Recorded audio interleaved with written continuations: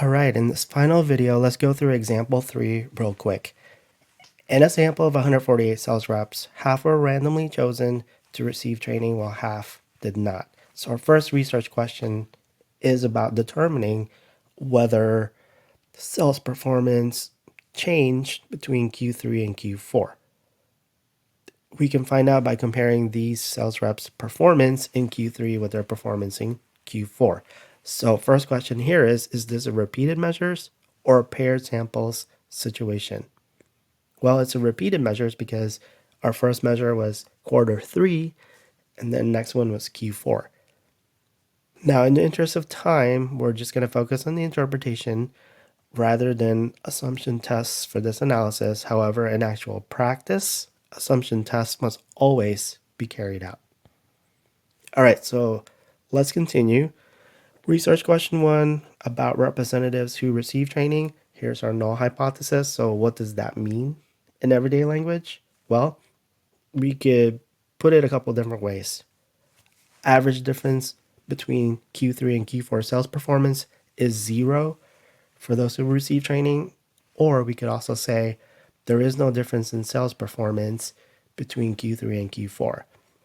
And then we have our alternative hypothesis, which just means there's a difference in sales performance between Q3 and Q4. So let's run the analysis, and this is what we get. We see from our mean column right here that performance dropped from Q3 to Q4, but this is the sample, right? So we want to know if this would apply in the population.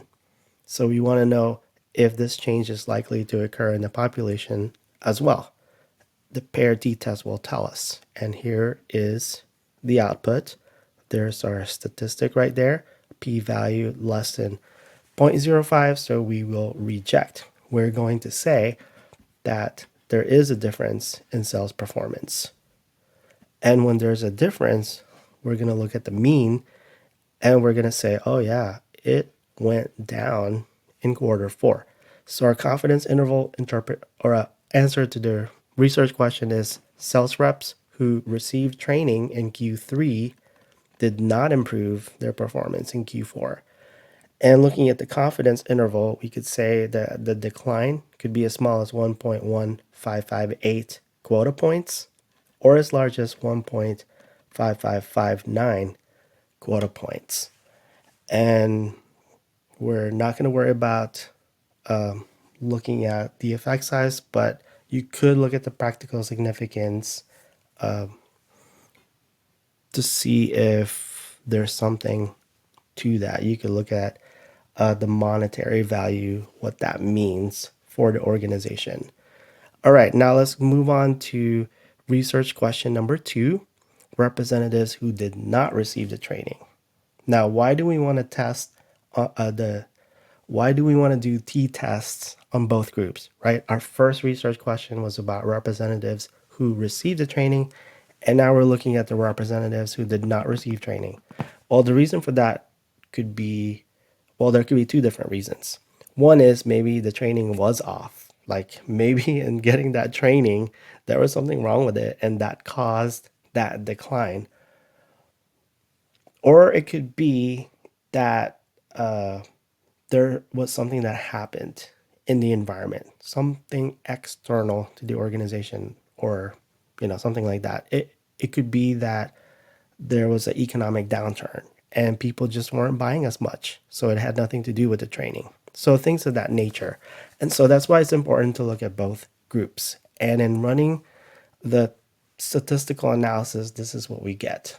We see that the representatives who did not receive training, that yeah, it went down a little bit, but look, it's really close. And so we're going to have to look at the pair samples t-test output to see if that difference, that change is significant.